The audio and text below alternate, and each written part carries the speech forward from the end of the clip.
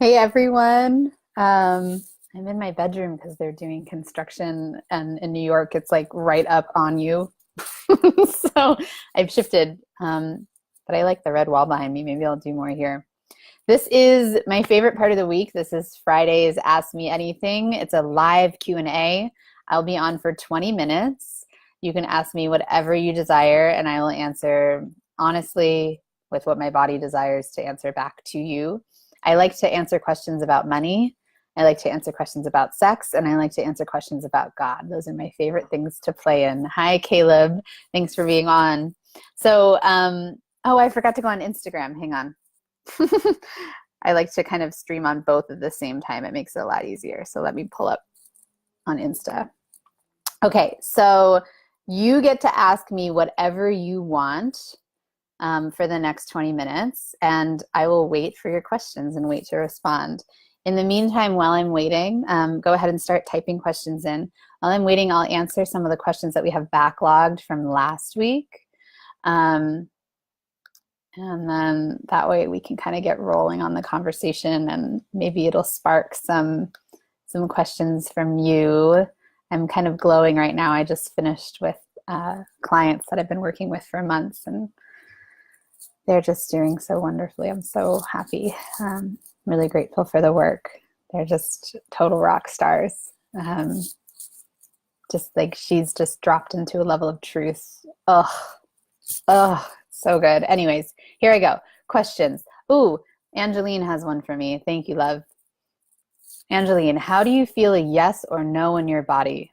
Are you ever unsure? Okay, so I think this is a question for me to answer in my own body. How do I feel a yes or no? So I'll answer the second question first. Am I ever unsure? Yes. And the feeling of being unsure comes from this place in me, that this part of me that feels like I need to do things right or wrong. And she's like a younger version of me, the version of me, that the part of me that doesn't recognize and understand that on a truth layer there is no right and wrong. And so often when I'm unsure, I'm that part of me is forgetting that there is an ability to create with the universe. There is an ability for me that whatever option I choose, whatever yes or no I choose, it's all perfect and it's all divine and it's all great. So there's not really any wrongness, right? So once I remember that, then my yes or no decision making becomes a lot easier. And then I just tap into my body and feel where my pleasure is. It's like that simple. My pussy will say yes or no. With everything, with what food I want to eat, with do I want to call this person right now? How does this workshop feel in my body? Or how does this collaboration feel in my body? Or how does this client feel? Do I want to make an offer? I'll feel it in my body as like when I'm a yes, I get warm. My energy wants to like lean in. My heart feels really open. My pussy is like this, like a flower. When I'm a no, the whole thing constricts and comes back, right? And sometimes there's a yes with fear. So there's a part of me that's holding fear and anxiety, and then there's a part of me that's a yes, like, yes, I really want this. For example, like when I've made huge financial investments into my business, for example, right? And it's felt scary, like jumping out of a plane, really. The yes, I can still hear and feel in my body because I listen to the fear. And I ask the fear, what is actually real right now, and what are you trying to protect me from? And I listen to that part of myself, and often she just wants to make sure like I'm safe. And then truer self, higher self reminds her that she's safe, she relaxes, and then the yes is still there. Now if we do that and it's not a yes, then we know it's a no, right? Anything that's not a full yes is always a no. The maybe place is like the worst. So as soon as we can get in touch with the body, the better. I do so much body stuff that it's like easy to feel it, right? At this point, I almost feel like my body wiring is stronger than my brain wiring a lot of the time. Like when I try to think about something, I'm like, I don't know. Anyone who's on my team knows that. My poor virtual assistant is like, where is your brain? I don't have one. My body is what does all the decision making nowadays. And it's fabulous. It's fabulous. Okay, more questions. I hope I answered your question, Angeline. If you have any follow-up questions, you can ask those. And just for those of you on Instagram, I didn't type anything in. I'm doing a Q&A, a live Q&A right now. So any questions that you have, you can type them in, and I will answer them in whatever feels true for me. So Caleb says, what does God want for us when we choose a partner for sex?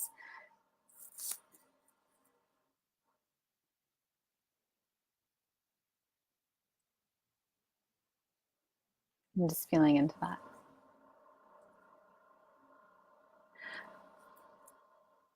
The desire of God is always for humans to experience themselves fully, to remember who they are, right? So in sexual encounters, in choosing a partner for sexual encounters, can it be a partner who holds a mirror to you, that shows you your light? Can it be a partner who helps you remember yourself? God also wants what you want, right? So wherever your desire is, like, that's because God also wants you to experience life. So sometimes you want things that might not be so great for you, which is not even really real, but let's just pretend. God's like, cool, go play, have fun, go play with that. And it's kind of like, it reminds me of like, when I was a kid and my parents would be like, go play out in the backyard with like the dirt and the shovel, and then I'd get hurt and banged up and bruised up, and then I'd come back in at dinner time and tell them about all the poor mistakes I made, and they were like, okay, cool. Like, it's that level of like trust, that I don't think that the minutia, that God's really caring that much about the minutia. At least that's been my experience when I've, in my communication with God, which lives inside of my body, and my experience of my own divinity has been like, kind of like a whatever mode. Like, okay, everything's great. I'm getting distracted by the drills outside, so I apologize. New York. Okay. People always call me when I'm doing, okay, there we go. Chris is talking about anal sex. Yay, I get to answer a question about anal sex. Okay, can women have real hard and genuine orgasms from anal sex? Yeah. That's the answer to your question. All right, so how do we get there, right? And why is it important? So women, I just got distracted, I apologize. Anal sex. Yes, because they're nerve endings, right? How do we get there is through pleasure, through a rewiring of pleasure, and finding a place in the body where you can experience pleasure if you desire it, right? So it's a rewiring process. Anal sex is amazing for grounding women, for getting them in touch with their financial flow, for men and women, for allowing like a deep receiving. And it's also very connected to the heart space for women. So a genuine like kind of love space needs to be open there as well. So yeah, but the answer is like, yeah, totally. Yep. Women can have orgasms from anything, from the wind blowing, from a kiss, from nipples being squeezed, from a spanking, like anything, anything and everything. And men can too. Men can too. But I like women's bodies are pretty fabulous that way once they're wired. Okay, cool. I've got 10 minutes. Everyone have any other questions about money, sex, and God? I will respond to the questions. Thank you for asking them so far. And just while I'm waiting for questions, a reminder, if you are in New York City, come tonight to the feminine event I think it's called the Embodied Celebration of Women. It's going to be amazing. It's donation only, which is amazing. There's going to be tons of you, dozens and dozens of you. I think close to 100 people we're expecting. And my dear friend Leora is running it, and we're going to have S Factor there. It's women only. I will be there. We're going to be doing erotic blueprint work at 5 o'clock. So I'm leaving right after this. So come to that, New Yorkers, New York women. Okay, Angeline, thank you for this other question. Angeline says, sometimes when you're trying to choose something different, it feels confusing if it's right or wrong. What if you're in an in-between place where the discussion you want to make feels both right and wrong? Is that probably when you need to check in with the fear? Yeah, so that's when I would go into naming the parts of me that are confused, right? So if I'm in an in-between place, I'm going to check in with, okay, where are the parts of me that are a yes, and like listening to them and saying, you know, for example, it'd be like, okay, my heart feels like a yes, and this is what she's feeling, and this is what she's really excited about and what she's loving, and my stomach feels like a no, and this is what she's afraid of, and this is what she's holding me. This is how she's trying to protect me. And I would have a conversation, not making either of them right or wrong, but simply being in deep acceptance and love and awareness of these parts of myself that are kind of warring, right? And a tip here, Angeline, is that sexual energy does the work to allow those parts of you to come out without having to mentally think about it too much. So like in the process of finding orgasmic energy in your body, we get to experience the removal of every part that's not truly us, right? And you'll feel it. Like when you're in the process of reclaiming your orgasm, you'll feel like, okay, here's the rageful part of me that's not really me. Here's the really grieving part of me that, you know, I mean, they're all you, and the truth of who you are is like this light being, right? So those all fall out and fall away, and then you find, right, you. From that place of you, decisions become very easy. And you don't even, I mean, at this point in my life, I at this point in my awakening and my sexual journey, I don't really make decisions. Like it's not really, I don't really make decisions. I'm just kind of like, okay. And it feels just kind of like I'm flowing with the water of what feels right in this exact perfect moment right now. That's it. So yeah, everything becomes really easy. So we don't have to make decisions anymore, especially not with our mind. My God. Okay. Thanks, Angeline, for that question. Chris Bale says, hubba, hubba. I don't know how to respond to that, Chris. Caleb says, is there a way to understand my own sexual energy and understand why I'm attracted to certain body types of women? Have we been conditioned from Hollywood and commerce about attraction, and what is true attraction? Yeah, there's a lot of ways, Caleb, to understand your own sexual energy. It starts with understanding you, your body, right? Your energy flow, spending time with you, like with you, yourself. Why I never really worry about too much. I have a client that I'm working with right now who is really into cross-dressing and has been since he was very young, and that's his turn on.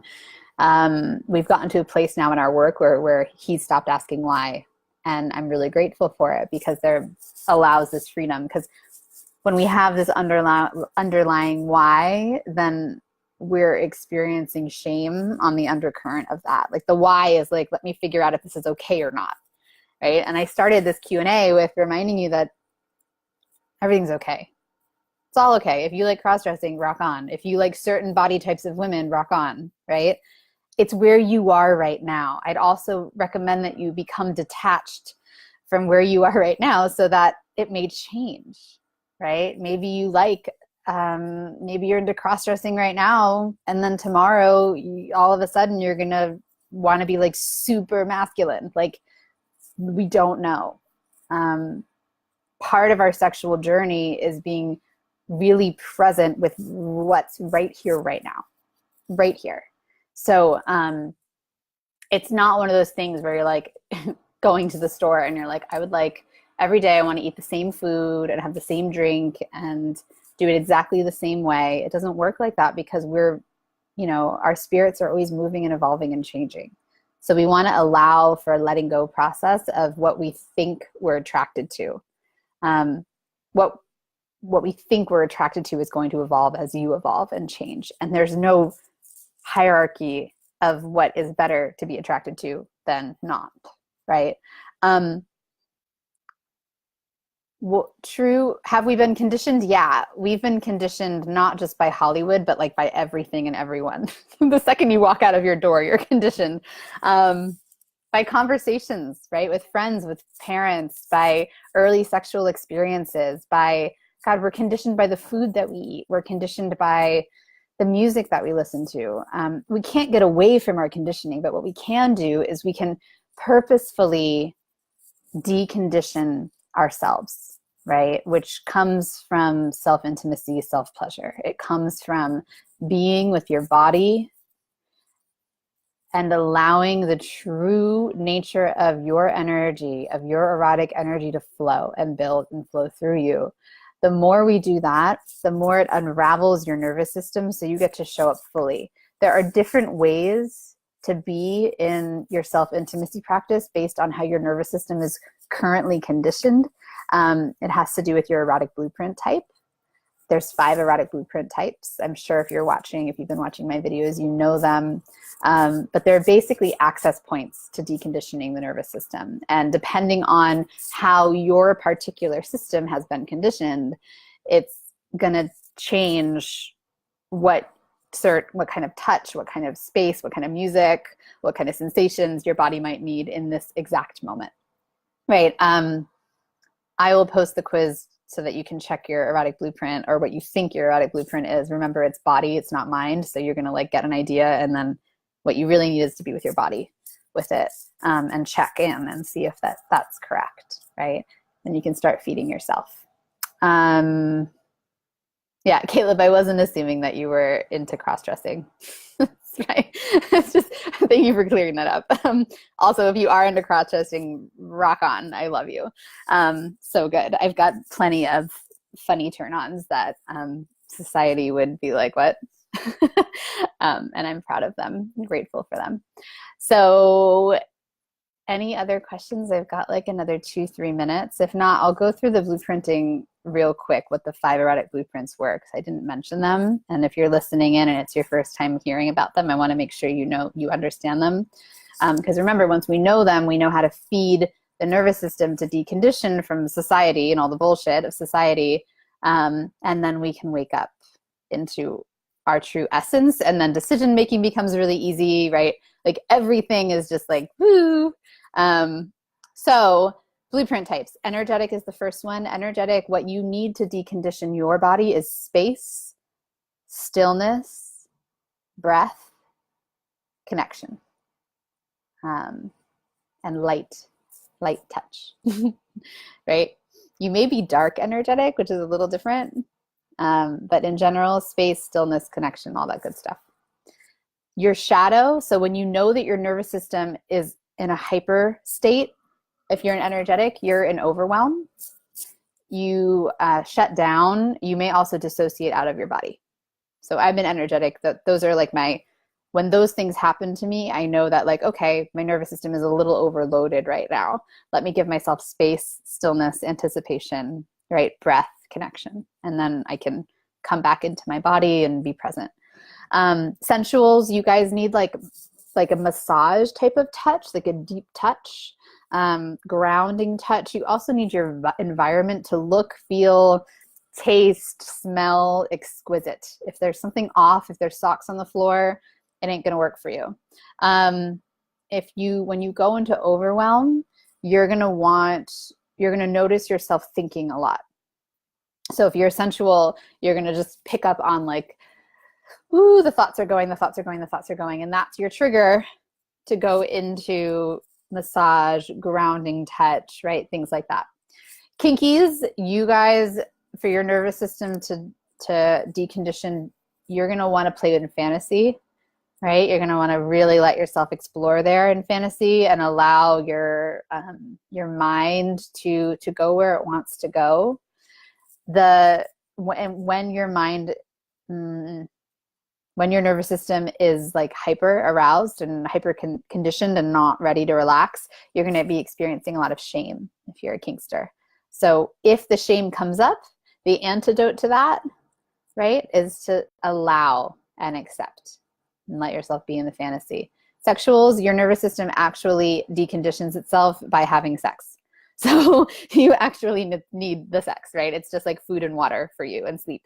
And your nervous system is going to be giving you that kind of like whoop, whoop, whoop, that shadow when you notice that you're going really fast and you're missing the journey. Okay. And then shapeshifter is the fifth erotic blueprint type. And those ones will kind of need all of the things I mentioned probably all at once. And the shadow will probably be all of the shadows probably all at once, right? Shapeshifters also often feel like they're too much. And their desires and what they need to relax is too much. So those are the blueprints. I'm curious what you think yours is. And I am going to sign off now because I got to run to the event. I hope to see you there. Comment if I'll see you there. Come up to me, say hi. I'd love to meet you in person if I haven't already. Yeah, and I'm really excited for tonight. What else is happening? I'm sure there's more things on the dock. Yes, be on the lookout on Monday. I'm doing an event coming up on the 14th. I'm just putting this out there with a very special guest who's a secret guest. I'm not going to name who he is yet, but he is a big shot coming to New York. He's a master in his field. I am incredibly honored, incredibly grateful to get to work with him and get to play with him. If you're in New York City, you want to be there. It is April 14th in the evening. And once we have everything up together, we will put it out for you probably Monday, and then you can see. And I'm interviewing him on the next this magic person on the next Money, Sex, and God coming up next Thursday at 1 p.m. Eastern. So make sure to tune in. We're going to talk all about what we're doing, and you're going to learn about why I am so like to who he is as a man and the work he does in the world. So yay. Thank you for being on the Q&A. It's my favorite part of the week. I think I'm going to start doing more of these because if I can find my time to do it, of course I can, right? I can manifest it with all my sexual goodies, my orgasms will create some more time because I just love connecting with you guys and I miss it during the week. So we'll find some more time. I'll see a lot of you tonight. Thank you for playing with me. Love you so much. Mwah. Ciao. I'm going to end this one first and then this one. Okay, bye.